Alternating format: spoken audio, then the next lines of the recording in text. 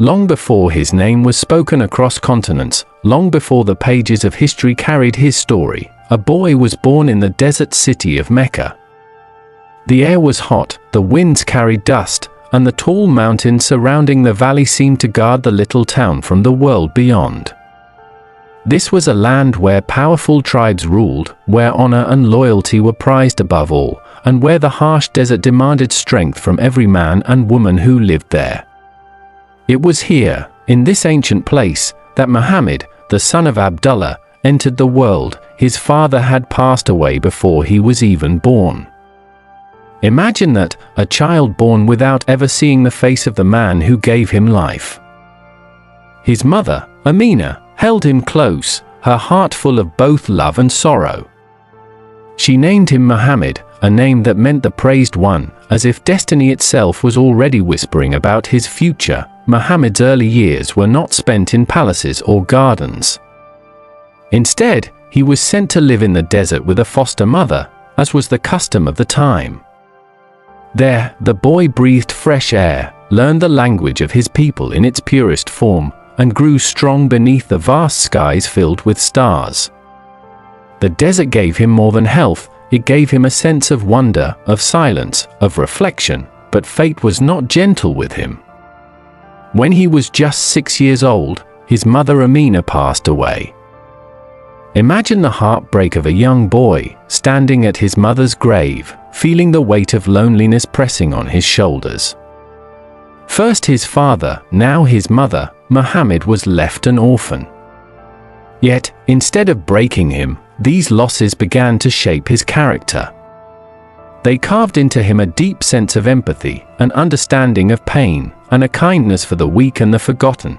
After his mother's death, Muhammad was taken in by his grandfather, Abdul Muttalib, the respected elder of Mecca.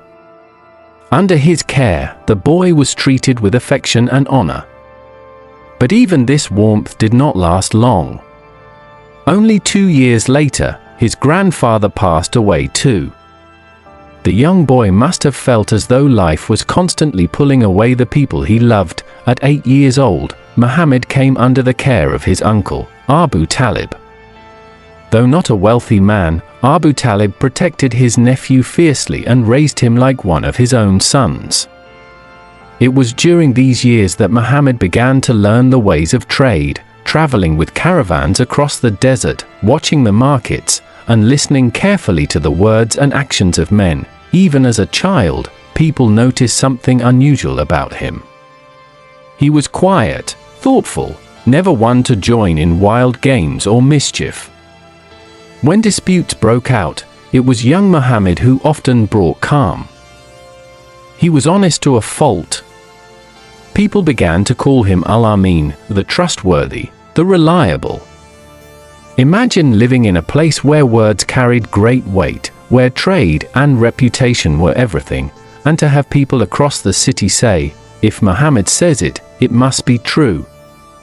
That was the kind of respect he had earned long before any message of faith had touched his lips. As he grew into manhood, his character became even clearer. He worked as a merchant, carrying goods for others, and wherever he went, his reputation for honesty traveled before him. It was during this time that a woman named Khadija heard about him. Khadija was unlike most women of her time. She was wealthy, intelligent, and a successful businesswoman. When she needed someone to manage her trade caravans, she trusted Muhammad with the job. Muhammad handled her business with such fairness and wisdom that Khadija began to admire him deeply. Over time, admiration turned to affection, and eventually, to love. Though she was older than him, their marriage became one of warmth, respect, and partnership. For Muhammad, who had grown up without parents, Khadija's love gave him a home that was finally filled with peace. Together, they built a family, and he became not only a devoted husband but also a caring father. Years passed, and life seemed steady. Yet Muhammad was not a man to lose himself in wealth or comfort. Often, he would leave the busy markets of Mecca and retreat to the mountains surrounding the city. There, in a small cave called Hira, he would sit for hours, sometimes days, away from the noise of the world. He would think about the cruelty he saw in Mecca, the poor begging while the rich grew richer, the idols worshipped while the weak were forgotten, the divisions between tribes that led to endless conflicts. His heart yearned for truth, for something greater than the traditions he had inherited. One night, during one of these retreats, everything changed. The night was still. The cave was dark. Muhammad sat in deep reflection when suddenly he felt a presence. Out of the silence came a voice, powerful and commanding, yet filled with meaning. It was the angel Gabriel. He told Muhammad to recite. Shocked, Muhammad replied that he could not read. The voice came again, urging him to recite in the name of God who created humanity. In that moment, verses flowed into his heart, verses that would later become part of the Quran. Imagine the weight of that night. A man, alone in the mountains, suddenly chosen as the messenger of God. Fear and awe filled him. He rushed down the mountain to his home. Trembling, his heart pounding with the enormity of what had just happened. He turned to Khadija, who wrapped him in a blanket and comforted him. Instead of doubting him, she reassured him. She told him that God would never abandon a man who was honest, who helped the poor, who carried the burdens of others. Khadija became the first to believe in his mission, standing by his side from the very beginning. This was the start of something that would soon shake the foundations of Arabia, and eventually, the entire world. Muhammad was no longer just a man known for honesty. He was now a prophet, carrying a message that called people to worship one God, to abandon their idols, and to treat each other with justice and compassion. But as we know, messages that challenge the powerful are never welcomed easily. The people of Mecca were proud of their traditions, proud of the idols that stood around the Kaaba, proud of the wealth that came from pilgrims who visited the city. Muhammad's words threatened their power. At first, they dismissed him. Then, they mocked him. But as more and more people began to listen, their anger grew. For Muhammad, the journey had only just begun. He would face rejection, hostility, and danger. Yet he would also inspire loyalty, courage, and faith in the hearts of those who followed him. His life was about to turn into one of the greatest stories ever told, a story of patience, of endurance, and of a vision that went beyond the deserts of Arabia. And that, my friend, is where we pause for now. Because the story of Muhammad is not just about one man. It is about the birth of a message that would survive across centuries, across empires, across the lives of billions. The nights in Mecca grew heavy with whispers. Word of Muhammad's message spread from one street to another, carried in the markets, echoed in the homes of the poor, and challenged in the gatherings of the wealthy. He spoke of one God, of justice, of compassion for the weak and the oppressed. At first, people laughed at him. They called him a dreamer, a poet, someone who had lost his senses in the solitude of the mountains. But as the verses of the Quran continued to be revealed, the laughter gave way to anger. For the leaders of Mecca, his message was dangerous. The Kaaba, with its idols, drew pilgrims from across Arabia. Pilgrims brought wealth, trade, and prestige. If the idols were removed, what would happen to their influence? Muhammad's words threatened not only their religion but their power and their profits. So they tried to silence him. They mocked him in public. They spread lies, calling him a magician, a liar, someone who sowed division between families. Yet those who truly knew Muhammad, the ones who had trusted him with their wealth, who had called him Al-Amin, could not easily dismiss him. Slowly, quietly, people began to believe. Some were the poor, who saw in his words a hope for justice. Others were men and women of influence, who felt the truth in his message. and some were young men drawn by the courage of standing for something greater than themselves, but belief came at a price. Those who accepted Islam were beaten, humiliated, cast out of their families. One woman named Sumaya was tortured so cruelly that she became the first martyr of Islam. Others were dragged through the streets, denied food and water, forced to choose between faith and safety. Still, their hearts held firm. Through it all, Muhammad's patience became legendary. He did not fight back with violence. He endured, he comforted his followers, and he continued to speak the truth. His uncle Abu Talib, though he never embraced Islam, protected him fiercely. As long as Abu Talib lived, the leaders of Mecca hesitated to harm Muhammad directly, but when Abu Talib passed away, and soon after, his beloved wife Khadija also died, Muhammad entered what became known as the Year of Sorrow. Imagine the weight of losing both your strongest protector and your closest companion within months of each other. He must have felt the desert pressing down on him more heavily than ever before. Yet even in grief, he carried on. With his support gone, the leaders of Mecca grew bolder. They plotted to kill him.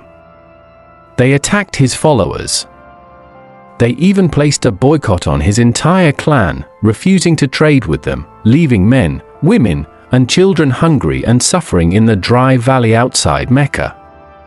For 3 years, Muhammad and his followers endured this hardship. Their cries of hunger reached the heavens, yet their faith remained unbroken, but the time in Mecca was drawing to an end. The city had turned hostile, and the message needed a new home. It was then that Muhammad received an invitation from the city of Yathrib, later to be known as Medina. Leaders there, weary of tribal conflicts, hoped that Muhammad could bring unity. They pledged their loyalty to him and welcomed him to their city. The migration, known as the Hijra, became a turning point. Under the cover of night, Muhammad and his followers prepared to leave. The Meccans, determined to stop him, had plotted to surround his house and strike him down. But Muhammad, guided by faith, slipped away unnoticed, leaving his cousin Ali in his place to confuse the assassins. Alongside his close companion Abu Bakr, he traveled through the desert, hiding in caves, pursued by enemies who scoured the land for him. At last, he reached Medina, where the people greeted him with songs of welcome. Here, in this new city, Islam found not only believers but also a community. Muhammad became more than a preacher, he became a leader, a judge, a guide. He built the first mosque, a simple structure where people gathered to pray and learn. He established bonds between the emigrants from Mecca and the people of Medina, making them brothers and sisters in faith. For the first time, Islam had a foundation. A society built on equality, compassion, and justice, but peace was never simple. The Meccans could not ignore the growing strength of the Muslims. They sent armies to crush them. The first great test came at the Battle of Badr. Outnumbered and poorly armed, the Muslims faced a force far greater than themselves. Yet, through courage and faith, they achieved a stunning victory. It was a moment that shook Arabia. The small community of believers had stood against the mighty Quraysh and prevailed. Yet victories were followed by trials. At the Battle of Uhud, the Muslims suffered heavy losses. Muhammad himself was injured, his face wounded, his tooth broken. The pain of loss weighed heavily on the community, but it also strengthened their resolve. These were not just battles of swords and shields, they were battles of belief, testing whether faith could endure under fire. Over the years, the struggle between Mecca and Medina continued. There were alliances, betrayals, negotiations, and conflicts. Through it all, Muhammad's leadership shone. He was not only a man of courage but also of mercy. When enemies were captured, he often forgave them. When disputes arose, he judged with fairness. He taught his followers to honor their word, to treat neighbors with kindness, and to live with humility. One of the most striking moments came later, when Muhammad and his followers marched toward Mecca, not with weapons raised but with the intention of making pilgrimage. Stopped by the Quraysh, an agreement was signed, known as the Treaty of Hudaybiyah. At first, many Muslims felt it was unfair.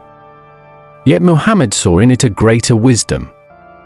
The treaty allowed Islam to spread peacefully, and within a short time, more people entered the faith than ever before. Finally, the day came when Muhammad returned to Mecca, not as a fugitive, but as a conqueror. Yet his conquest was unlike any other.